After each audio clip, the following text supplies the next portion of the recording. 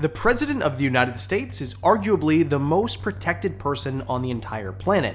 So how is it that assassins and would-be assassins get to him over and over again?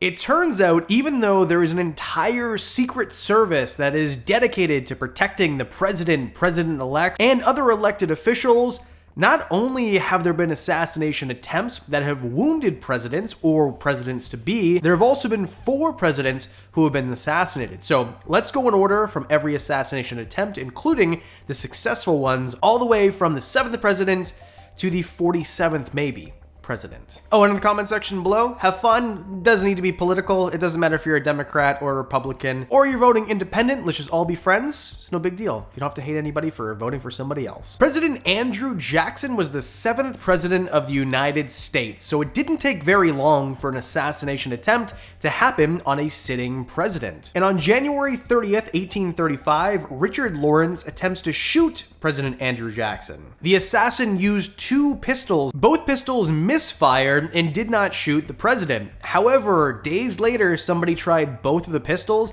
and they fired just fine. The interesting bit about this assassination attempt is Andrew Jackson beat the living heck out of the assailant with his cane. What a badass. Although there was assassination attempts on Abraham Lincoln before his death, including a shot that went right through his hat over his head, almost killing him, the one we all know happened in 1865 in Ford Theater. John Wilkes Booth was a well-known actor, and he slipped into Lincoln's private box as the president, his wife, and friends took in a show at 10:15 at Ford's Theater. Booth shot Lincoln once in the head and then jumped down on the stage yelling, "Sic Semper Tyrannis," this ever to tyrants, the Virginia state motto, and then escaped the theater. This happened right after the Civil War. Booth acts out a desperate plan to throw the Union into disarray to save the Confederacy. The doctors realized very quickly that Lincoln was paralyzed and struggling to breathe, and he's probably not going to survive his injuries.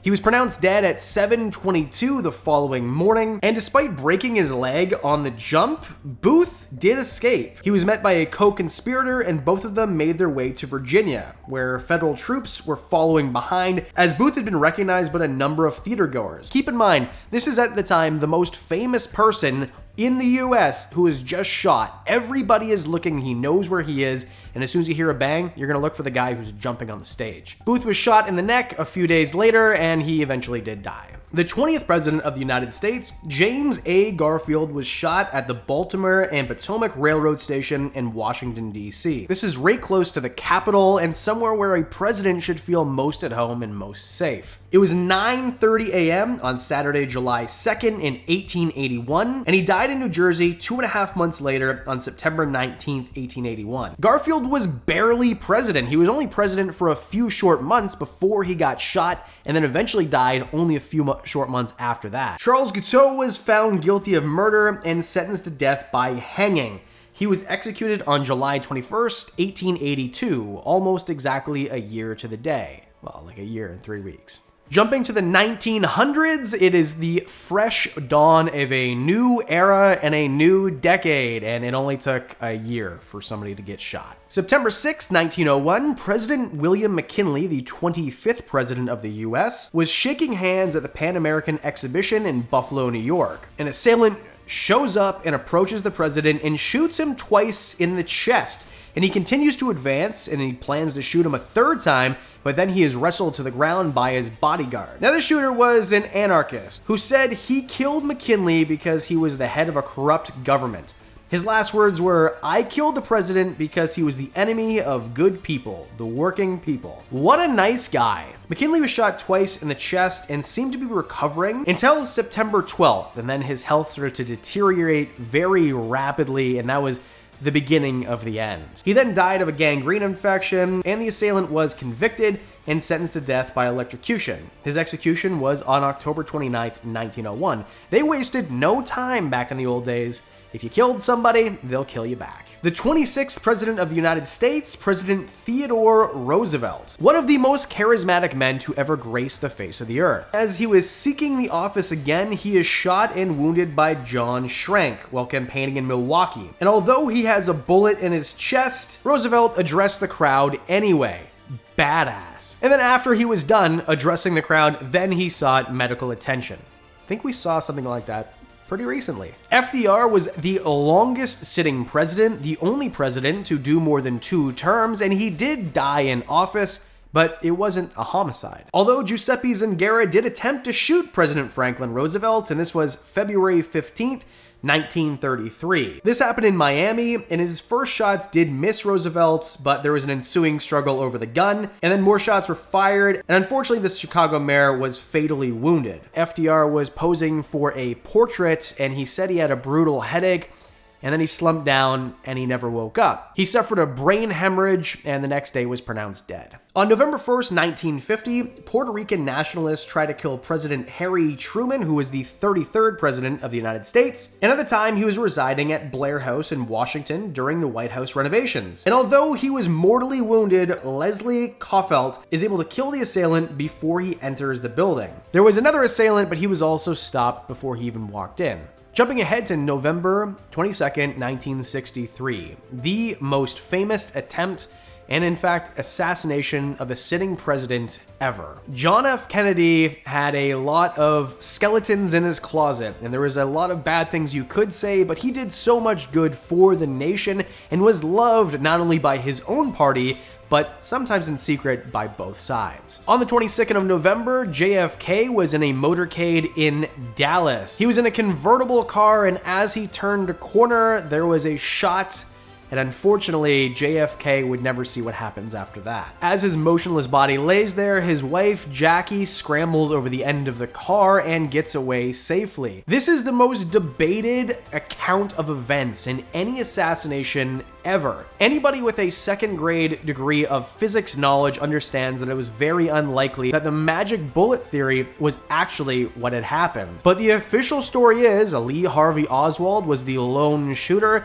He shot the president, he ran away, and eventually was caught in a theater. And then 2 days later, a nightclub owner named Jack Ruby was there to shoot the assassin in the head before any official investigation could really get going. Let me know in the comment section below, who do you think was behind the JFK assassination? On June 5th, 1968, there was another assassination, and it was another Kennedy, and he wasn't the president, but we're going to break the mold here because I think this one is a little interesting to talk about briefly. Presidential candidate Robert F. Kennedy is shot and killed in the kitchen of an Ambassador Hotel in Los Angeles after winning the California primary. This murder came only 2 months after the fatal shooting of Reverend Martin Luther King Jr. in Memphis. This pushed the Democratic Party into a bit of a frenzy, and it really wasn't great for the party for the few months after that. On September 5th, 1975, the president was Gerald Ford. The 38th president of the United States was in Sacramento, and a crazy person tried to shoot him. In fact,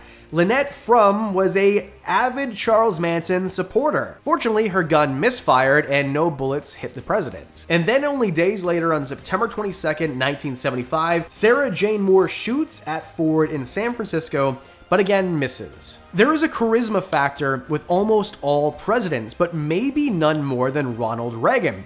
Ronald Reagan was a famous actor before he decided he wanted to become president.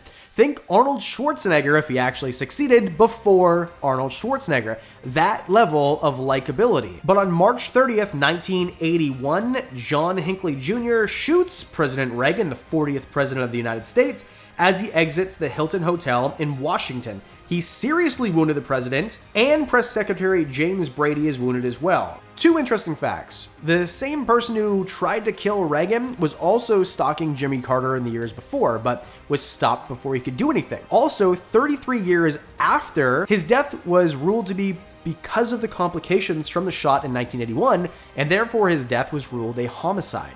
33 years later.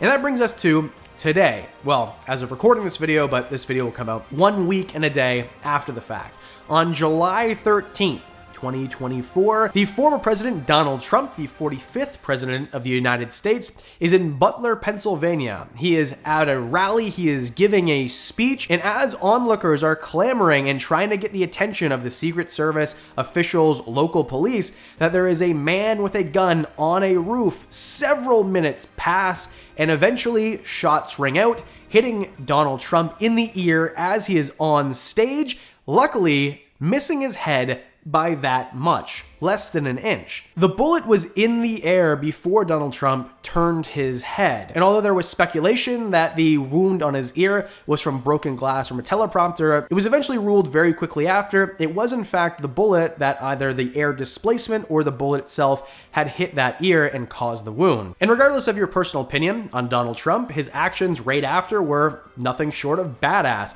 He sticks his head up, although the Secret Service should have got him the heck out of there way before this, pumps his fists, and instructs people to fight. Almost immediately after the shots, the assailant was murdered by the FBI, a sniper on another roof, and that's it. Those are all the attempts and assassinations on US presidents.